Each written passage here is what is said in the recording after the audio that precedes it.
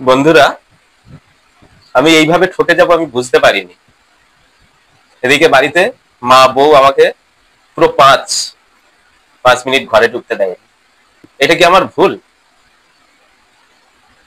আপনাদের যদি মনে হয় এটা আমার ভুল, তাহলে একটু কমেন্ট করে জানিয়ে যাবেন। কোনো কারণে আমাকে কেশর আনতে দিয়েছিল, তো 1 গ্রাম কেশরের দাম শুনে আমার মাথা খারাপ হয়ে গেছে।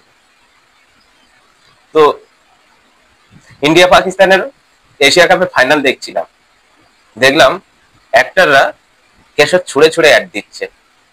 আমি ভাবলাম সত্যিই কেশর আছে বলে একটা 5 টাকা দিয়ে বিমল কিনে নিয়ে এসে দিয়েছিলাম।